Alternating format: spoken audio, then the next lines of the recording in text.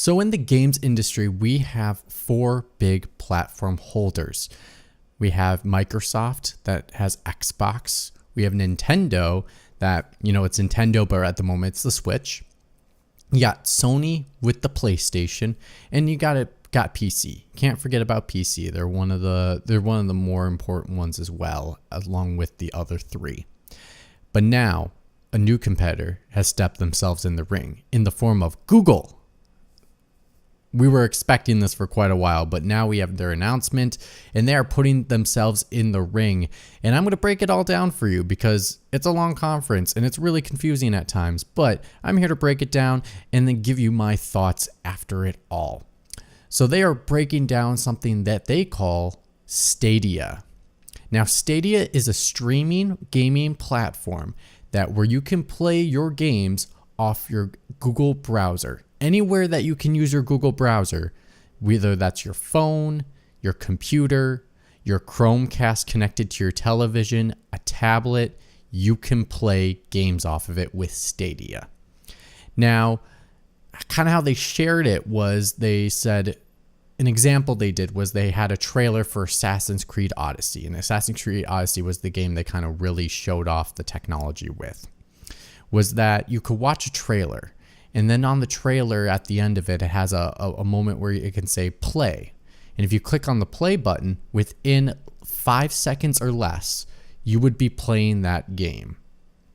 Now you also can access the game. Instead of hitting the play button, you can do it via link like YouTube. It's almost like they're trying to take YouTube and make it gaming at the same time. Of what the accessibility of YouTube is, where you basically share links and all of a sudden you can watch a YouTube video, where now you can share a link and you can play a game with Stadia. Now, like I said, you can play it on anything that runs Google Chrome. Again, that's all the different platforms. Now, how does it work like overall? Now, you're doing this based off your internet. You're streaming it. You're streaming it off your internet. So they have these things called data centers that, I don't know technology amazingly well. I know it enough to understand what's going on. So I'm not going to get into the gigahertz of things. I'm not going to get into those. I'm getting into the generals of what you guys care about, which is just the generality of what does this mean. So the console itself is in a data center from Google that is on their servers. That is the console itself. That's why you can play the game and stream it via the browser, because all the processing power doesn't come from your computer. It comes from the data centers that you're streaming it from. So that's basically the console itself, is the data center. Now the data center has the latest technologies, and kind of to break it down easily is basically they said they can run games in up to 4K 60 frames per second currently, but they also have future-proofed their data centers so that they could run 8K in 120 or above frames per second in games. Now, currently, the current consoles is struggling to run 4K in 30 frames per second, not even in 4K 60 frames per second, but that's the current console generation. We are expecting a new console generation to happen very, very soon. And even Microsoft is probably going to announce something this year in regards to their next console. So this generation is not over. This generation is moving on. So we do not know the specs of the new console and if they will match this in regards to Stadia. The other part, the features that kind of come with it. You can play with your existing controller connecting to your computer or whatever device you have. But they do have their own controller that they showed off that has some special features. It connects via Wi-Fi, which means it connects specifically to the data center rather than your computer and then to the data center. They say that it's the most effective way to do so. This also includes things like, it's a standard controller, but it also includes some special features that they said that people probably would like. One of them is a share button. Obviously, there's share buttons on the current generation of controllers, but this one has a couple differences in their share button process. One of the strengths of that is that you can basically start streaming straight to YouTube from your channel as soon as you hit that button.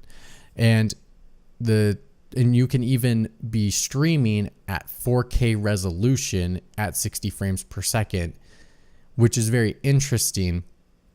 And what they had said that is that basically two separate servers or two separate computing will be happening, one streaming the game and one showing your game off in 4K on YouTube, that this would be happening at the same time and would not require your computer to handle trying to render all this in 4K when you're streaming it to YouTube. That YouTube is taking care of, Google is taking care of all of it. So that was one thing that was interesting and fascinating. With also that button, there's also a share moment button. I think they call it share link. I can't remember the exact title. I'll put the what they showed off on the screen so you kind of understand what I'm talking about, is that you can share a moment in a game. So if a developer allows you to, that was the thing that they explained. If a developer allows you to do so, you could, for example, share a moment in your game where you are in the same location that when you shared it, you had the same inventory, and your progress was exactly the same. So if you had an amazing experience that just happened or something was about to happen, you can share that moment and say, hey, experience this with me, or and you can do it via link. Again, like this is all, they're trying to be very accessible and try to say you can share all this via links, which is like sharing a link on YouTube, which is quite interesting. We'll get to more of that later. But, you know, it's basically trying to say experience what I'm experiencing right now in this moment in this game, or they're trying to say, hey, try to beat the score that I just got in this game. And it's a way for YouTubers to interact with their audience. And as you can tell, these features are really trying to push YouTube as a huge gaming streaming experience, where, you know, little to YouTube, that's not the case. Twitch is the #1 streaming game service right now in regards to not these games, playing games, is that these people are playing games online for people watching you. YouTube is trying to get into that market and they're not #1. And so they're hoping that with these extra features that they would be able to bring more people away from Twitch and bring them to YouTube.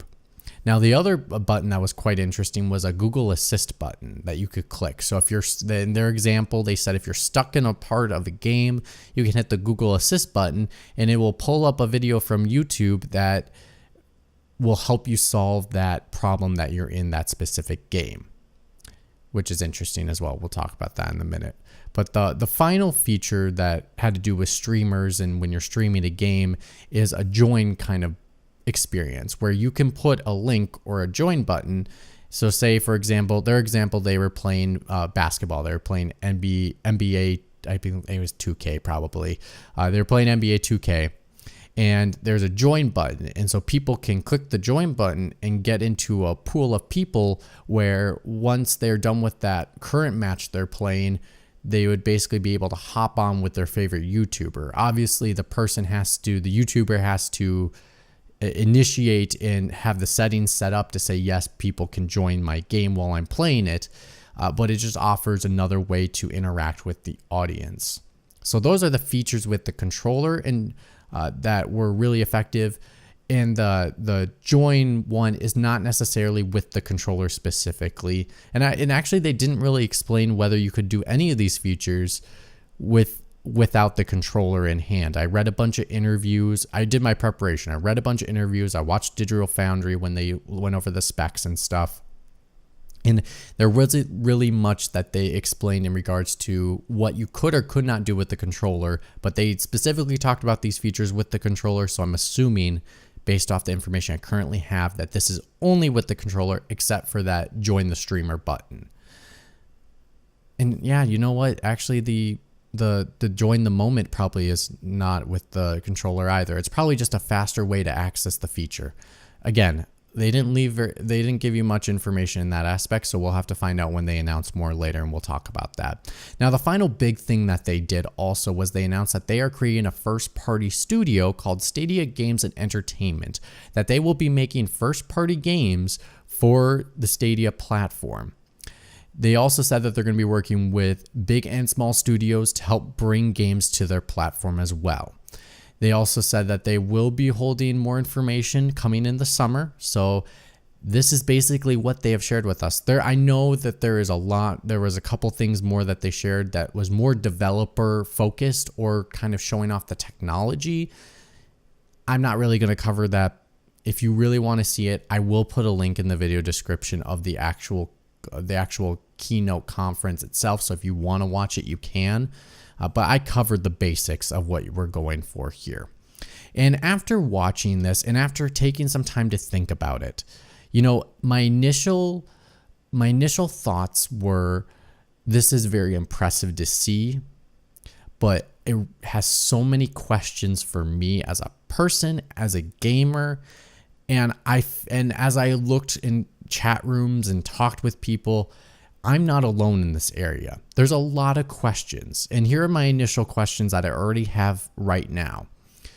They haven't talked about what is the required strength of your internet? What will allow you to play? Now, when I was reading one of the interviews from Eurogamer, when they talked to people from Google after they did this conference, they said if you can play YouTube and you have a decent recent computer, and I think they said that one of the computers they used, and I don't quote me on this one, I believe it was 2013 was one of the computers that they used.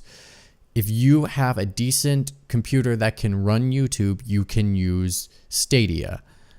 But again, it didn't answer any questions in regards what's the strength of internet you have to be able to run it. What are the requirements to get to the certain higher qualities, like getting 4K 60 frames a second? The other part that people were bringing up was to some internet providers, there are data limits that people have. So you can only use so much data in your internet. And so therefore it will cap your experience, because obviously the higher resolution, the higher the frames per second, the more data you're using in your internet. And there's only so much your internet provider will allow you to go to your router to be able to use on your computer. So it just leaves a question of what are the requirements, the specificities in your internet to be able to do that? Are you going to have better access if you're closer to a data center than someone that is farther from a data center? Is that going to affect the quality of your experience? So are the major cities going to have a better experience with this compared to rural areas where internet is not only easily accessible, but also not very powerful in regards to loading stuff? There are people that I have heard from that are in extreme rural areas that are not able to even download patches in games, that they have to buy the disc and that's all they get for the game. They don't get any kind of patchwork whatsoever. They can't do online games. If they're going to do a patch, it takes days for them to download the patch. So it just opens up that kind of question. The other part, they didn't even talk about in regards to how the store works and how you're purchasing the games. They didn't show if it was a single buy, like you buy a single game, if it's a subscription service. The accessibility of what they were talking about of just clicking on a link and starting to play made me think they were going more towards a subscription service, because they were wanting that easy accessibility. Now, if you have to purchase the game, that's another menu you have to go through. It's not as easily as accessible as they were saying it would be. But with the subscription, of course, obviously, how much is this all going to cost in general? But if they go to a subscription service, the ultimate question for me is, will they have new games be day and date with games that you can purchase separately? Because if you're doing a streaming service, most of the time it's a little bit cheaper, and so you don't get the newest of movies. Take Netflix, for example. Netflix doesn't have movies that come straight on DVD the next day it's on Netflix. It's not like that. It takes time before it gets to Netflix, months out. Are people willing to wait to get it on Stadia on a subscription service before they get it? That's a big question for them overall.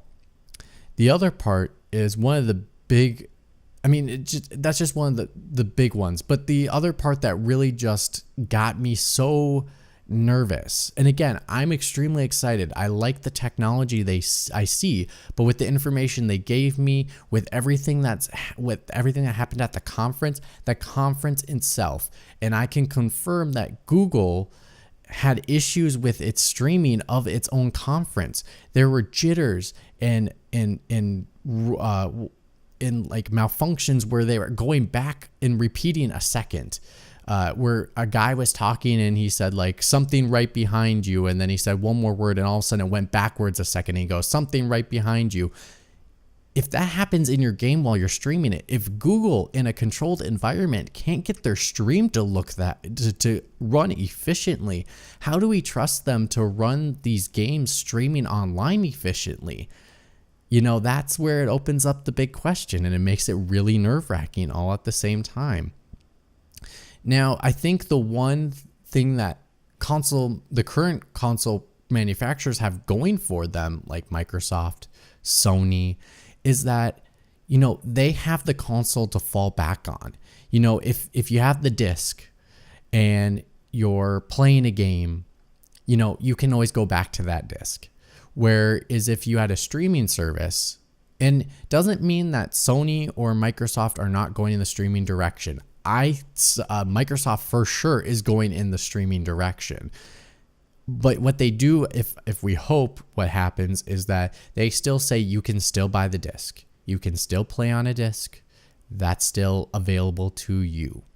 And if that's the case, they have that to fall back on if the streaming service isn't at the quality for certain people. Basically, it is Stadia can isolate its customers without having something where you can buy a physical disc and start playing it.